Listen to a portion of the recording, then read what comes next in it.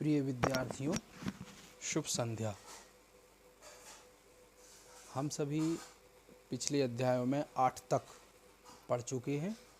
कक्षा 7वीं के सभी विद्यार्थियों के लिए यह 9वां पाठ है, स्वादिष्टम भोजनम। एक छोटी सी हास्य कथा है, इसको हम सभी पढ़ेंगे।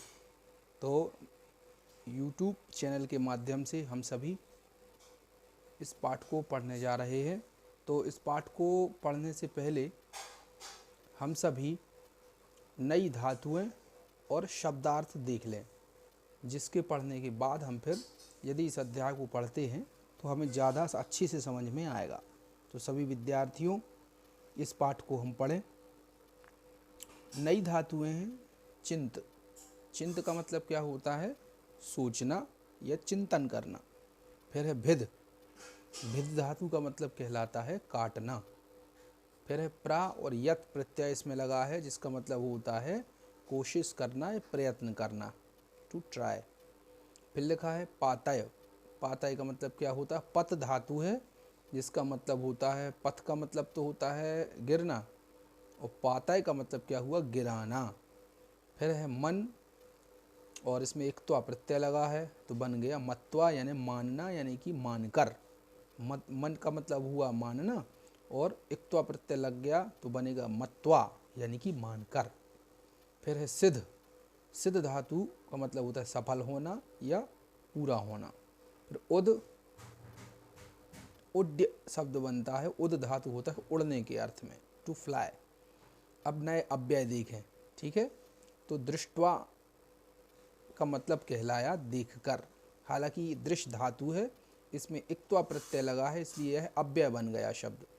अव्यय हम सभी जानते हैं कि अव्यय वह शब्द होता है जिसमें कि तीनों लिंग, तीनों वचन, तीनों पुरुष में जो शब्द है वह एक समान रहता है, उसका कोई भेद नहीं होता, अर्थात उसके रूप भी नहीं चलते।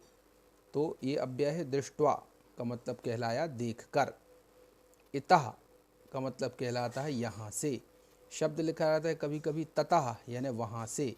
तो इतः मतलब यहाँ से। फिर लिखा है शीघ्रम। शीघ्रम का मतलब जल्दी। उड्डीय यानी उड़कर। किंतु यानी परंतु। अद्य यानी आज। भेत्तुम यानी काटने की। अब भेत्तुम का मतलब क्या हुआ? काटने की। अब अर्थ देखा जाए इसमें तो तुमुन प्रत्यय रहेगा, तो भेत्तुम यानी क्या कहलाएगा? काटने के लिए। ये करेक्ट अर्थ निकलता है इसका। फिर मत्वा का मतलब क्या कहलाया? मानकर। क्या अर्थ कहलाया? मानकर। बहिः यानी बाहर, और अंतः मतलब अंदर। तो इस प्रकार से धातुएं देखी। अब इसके बाद कुछ शब्दार्थ हम देखेंगे। ऊपरी का मतलब कहलाता है ऊपर। सम्यक का मतलब है अच्छी प्रकार से, अच्छी तरीके से, सही तरीके से। फिर विचार्य यानी विचार करके। अब विचार्य में कौन सा प्रत्यय लगा है? ल्यप प्रत्यय। कौन सा लगा है? ल्यप। दृष्टवा में इक्त्वा प्रत्यय लगा है, जिसका मतलब क्या है? देखो अब देखा है प्रयुक्त प्रत्यय प्रयुक्त शब्द। तो दृष्टवा शब्द है, दृश्य धातु में इक्त्वा प्रत्यय, ये इक्त्वा प्रत्यय लगा है, इसमें क्या बन गया? दृष्टवा। हिंदी में अर्थ निकलेगा देख कर।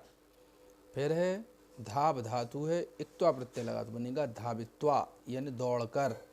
फिर भिद धातु है, तुमुन प्रत्यय लगा तो बन गया भेत्तुम, यानी कि भेद करके या उसको छेद करके। अब भी अपन ने देखा था भिद धातु का मतलब क्या था? काटना। तो भेत्तुम का मतलब क्या कहलाया? काटने के लिए। काटने के लिए। रक्षितुम में रक्ष धातु है, तुमुन प्रत्यय बन गया रक्षितुम, यानी कि रक्षा करने के लिए। फिर लिखा है मत्वा। इसका मतलब क्या हुआ? मन धातु है, मत्वा यानी कि मानकर। अब शब्दार्थ देख लें कुछ। सरोवर। सरोवर का मतलब होता है तालाब। तो लिखा है सरोवरे। सरोवरे, सरोवर शब्द में सप्तमी विभक्ति लग गई तो बन गया सरोवरे, यानी कि तालाब में। उलूक यानी कि उल्लू। व्याघ्र यानी कि बाघ, शेर। गृहीतः यानी पकड़ लिया। नखैः नाखूनों से। भेत्तुम काटने के लिए। सही शब्द क्या निकलेगा? काटने के लिए। प्रयत्नम प्रयत्न। मत्वा, इसमें भी इक्त्वा प्रत्यय लगा है, मतलब कहलाएगा मानकर। फिर है प्रतीक्षायाम, यानी कि प्रतीक्षा में। इसके बाद अविवेकेन, अविवेकेन का मतलब बिना सोचे समझे। कार्यम अविवेकेन यानी कि बिना सोचे समझे। फिर है कार्यम कर्तव्यम, यानी कि कार्य करना चाहिए। कच्छपः यानी कछुआ। तटे यानी किनारे पर, तट यानी कि किनारा। मैत्री यानी कि मित्रता।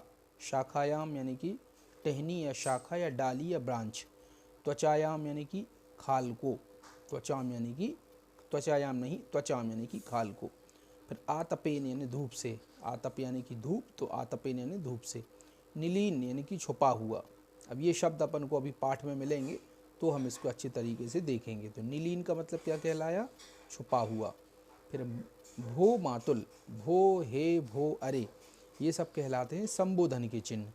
तो भो मातुल का मतलब क्या? अरे मामा, हे मामा, ओ मामा, ये सब चीज़ें हम कहते हैं। अब ओबामा मत बोल देना। तो क्या होगा?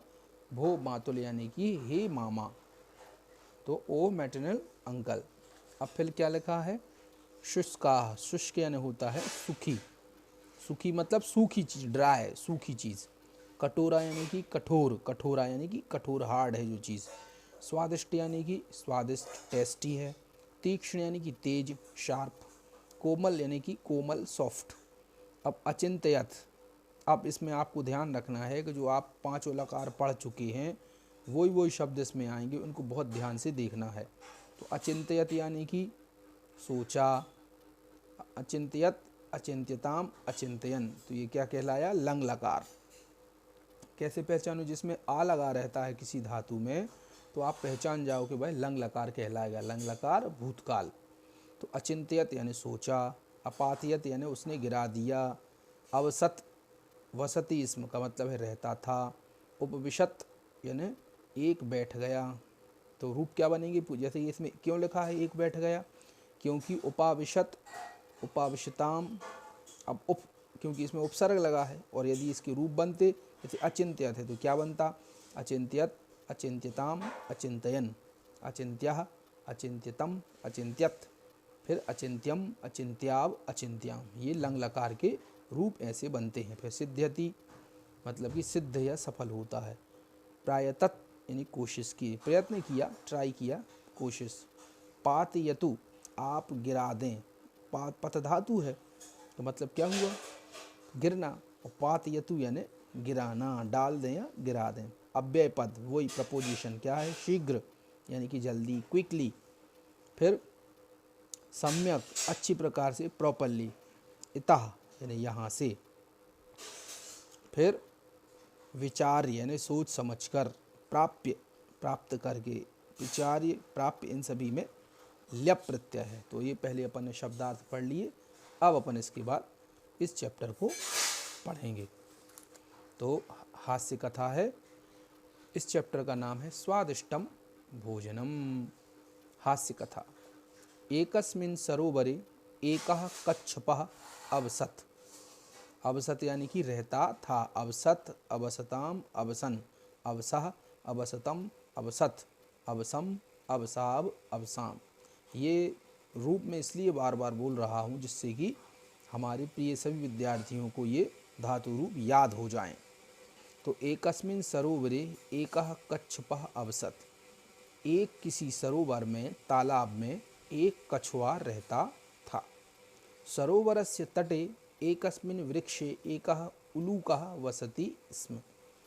इसका मतलब हुआ कि सरोवर के तट पर यानी कि किनारे पर एक वृक्ष पर एक उल्लू भी रहता था। तयोः मैत्री अभवत, उन दोनों की मैत्री हो गई। किन दोनों की मैत्री हो गई?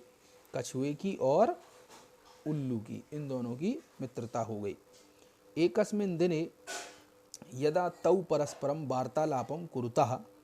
एकस्मिन् एक दिन, यदा जब दोनों की, तौ यानी कि उन दोनों की, परस्पर मिलके उन दोनों की वार्तालाप की, उन लोगों की वार्तालाप हुई कि तदैव एकः व्याघ्रः तत्र अगच्छत्। तभी, तदैव यानी कि तभी एक व्याघ्र, व्याघ्र यानी कि शेर, ये चित्र के माध्यम से भी आप देख रहे होंगे, या व्याघ्र वहाँ पर अगच्छत् यानी आया। तम दृष्ट्वा, उसको देखकर उलूकः उच्चैः अवदत् धाव इतः शीघ्रं मित्र। तम दृष्ट्वा, उसको देखकर, दृष्टवा में कौन सा प्रत्यय लगा है, इक्त्वा प्रत्यय, तो उसको देखकर, तम यानी उसको देखकर, उलूकः उल्लू बहुत जोर से बोला, उच्चैः अवदत् धाव इतः शीघ्रं मित्र।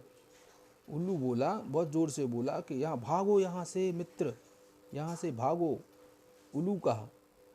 उलूकः तो शीघ्रम उड्डीय वृक्षस्य शाखायाम उपाविशत। उल्लू जो था, उल्लू तो शीघ्र ही, जल्द ही उड़कर वृक्ष के शाखा पर यानी किसी डाल पर बैठ गया। किंतु कच्छपः तु शनै शनै गच्छति, परंतु जो कछुआ था वह धीरे धीरे जाता है। अतः व्याघ्रेण स गृहीतः, और व्याघ्र के लिए वह क्या कर ले, गृहीता यानी ग्रहण कर लेता है। तदा व्याघ्र अचिंत्यत, तो शेर सोचता है, अद्य तु अहम अस्य कच्छपस्य शरीरेण स्वादिष्टम भोजनम खादिष्यामि। आज तो अहम यानी मैं, अस्य इसकी, किसकी, कछुए की, शरीर से स्वादिष्ट भोजन खादिष्यामि यानी खाऊंगा। अब आप समझ गए खादिष्यामि में कौन सा प्रत्यय लगा है, लृट लकार। कौन सा प्रत्यय नहीं, लकार, कौन सा है, लृट लकार। पूरा रूप क्या बनेगा, खादिष्यति, खादिष्यतः, खादिष्यन्ति, खादिष्यसि, खादिष्यथः, खादिष्यत्, खादिष्यामि, खादिष्यावः, खादिष्यामः। तो खादिष्यामि उत्तम पुरुष एक वचन बना, अहम के साथ खादिष्यामि, अहम खादिष्यामि, आवाम खादिष्यावः, वयम खादिष्यामः। तो अहम खादिष्यामि यानी मैं खाऊंगा। तो शेर कहता है कि अहम तु अस्य कच्छपस्य शरीरेण स्वादिष्टम भोजनम खादिष्यामि, मैं तो इस शरीर से भोजन करूंगा, इसका भोजन खाऊंगा। सह स्वतीक्ष्णदन्तैः नरवैः च कच्छपस्य त्वचां भेत्तुं प्रारयत्, किंतु तस्य सर्वं प्रयत्नं व्यर्थम। ततः सर्वं प्रयत्नं व्यर्थम अभवत्। क्या मतलब हुआ, सह है ना, उसने अपने तीक्ष्ण नुकीले दांतों के द्वारा नरवई, नरवई आने की क्या हुआ, अभी पढ़ा था हमने।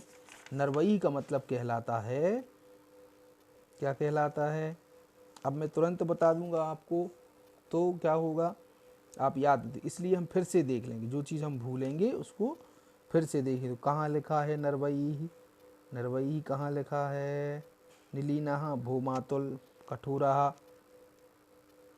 कोमल तीक्ष्ण अचिंत्यत इतः विचार्य, इन सभी में हमने देखा तो हमें इसके पहले मिलेगा, यहाँ तो नहीं है। व्याघ्र नखई भेत्तुम प्रयत्नम अविवेक कार्यम कच्छपः तटे मैत्री शाखायाम आतपी नीलीन भूमातुल स्वादिष्टम, इसमें कहीं हमें वो शब्द नहीं मिला।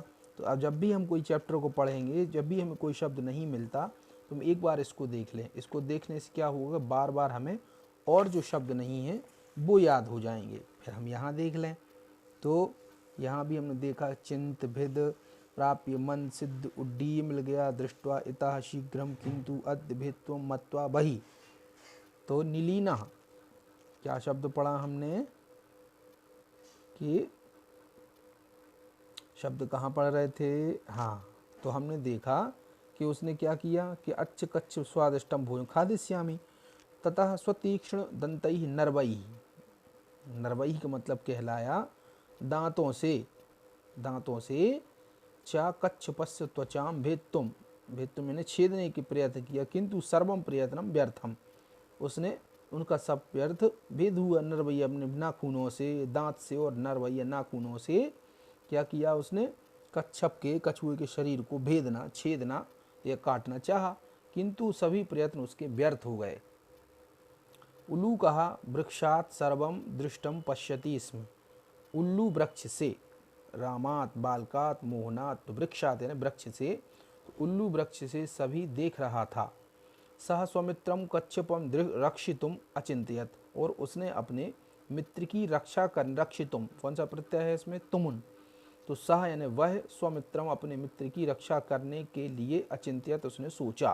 किसने सोचा, उल्लू ने सोचा। ये चित्र बना है, उल्लू जो है वो सोच रहा है कि मैं अपने इस मित्र की रक्षा कैसे करूं। उसके बाद सह अतः सह व्याघ्रम अवदत्, इसलिए उसने व्याघ्र को बोला, अस्य कच्छपस्य त्वचा तीक्ष्ण आतपेल शुष्का कठोरा चा अभवत्, अस्य इस कछुए की त्वचा जो है तीक्ष्ण आतपेन, आतप यानी कि अभी अपन ने आतप देखा है, तो आतपेन कारण, उसके कारण कठोर है, शुष्क यानी कि सूखी हुई है। तो अतः शीघ्र उसने कहा कि अस्य कच्छपस्य त्वचा तीक्ष्ण आतपेन, आतपेन यानी धूप के कारण, शुष्क यानी कि सूख गई है और कठोर हो गई है। अतः स्वल्प कालाय इमं कच्छपम जले पातयतु, इसलिए कुछ देर के लिए इसे जल में गिरा दो। देखो उसने बुद्धि का कार्य किया कि नहीं। उसने क्या किया कि इसकी जो कठोर है, शेर बार बार खा रहा था, तो इसकी जो पीठ रहती है बहुत कठोर होती है। तो इसका जो मित्र था उल्लू, वो कहने लगा कि व्याघ्र से उसने कहा, शेर से कहा कि अस्य कच्छपस्य त्वचा, इस कछुए की जो त्वचा है बहुत ही तीक्ष्ण की कठोर है, धूप के कारण सूख गई है और कठोर हो गई है। अतः स्वल्प यानी थोड़े समय के लिए इमम कच्छपम जले पातयतु, इसने थोड़ी देर के लिए जल से इसको गिरा दो। अनेन अयम कोमलः स्वादिष्टः च भविष्यति, फिर इसके बाद यह कोमल और स्वादिष्ट हो जाएगा। इसके बाद फिर क्या हुआ, इसके बाद फिर उलूकस्य वचनम सत्यम मत्वा सह व्याघ्रः एवमेव अकरोत्, उलूकस्य, उल्लू की वचन को सत्यम मानकर, सह व्याघ्रः, उस शेर ने ऐसा ही किया, सह कच्छपम जले अपातयत, और उसने जल में उसको गिरा दिया। कच्छपः सरोवरस्य मध्ये निलीनः अभवत्, निलीनः अभवत्, जिससे वह कच्छप सरोवर के मध्य में विलीन हो गया, लीन हो गया। व्याघ्रः तु स्वभोजनस्य प्रतीक्षायां तत्र एव अतिष्ठत्, किंतु कच्छपः पुनः जलाद बहि नागच्छत्। व्याघ्र तो अपने भोजन की प्रतीक्षा के लिए वहाँ पर ही रुका रहा, किंतु कच्छप पुनः, जो कछुआ था वह पुनः जल से बाहर न अगच्छत, नहीं आया। उलूक वृक्षात उपरि अवदत् भो मातुल, उल्लू ऊपर से यानी कि वृक्ष से, ऊपरी अवदत, वृक्ष से ऊपर से ही बोला, भो मातुल, अरे मामा, स्वादिष्टम भोजनम नासीत वा, भो अरे मामा, भोजन स्वादिष्ट आसीत था या नहीं, था या नहीं। सरलतया प्राप्य अपि व्याघ्र भोजनम न अखादत, सरलता से प्राप्त करके भी व्याघ्र ने यानी कि शेर ने भोजन नहीं खा पाया। सत्यमेव कथितम, इसलिए सही ही कहा गया है, अविवेकेन कार्यम च कार्यम न सिद्ध्यति, अविवेकेन कार्यम न सिद्ध्यति, अतः सम्यक विचार्य एव कार्यम कर्तव्यम। तो इससे हमें क्या सीख मिलती है कि हमें अविवेक यानी अपने विवेक पर, बुद्धि पर ही विचार करना चाहिए, अपनी बुद्धि से कार्य करना चाहिए, तभी हमारे सभी कार्य सिद्ध होते हैं। इसलिए बुद्धि का सही उपयोग करके ही हमें अपने सभी कार्यों को करना चाहिए।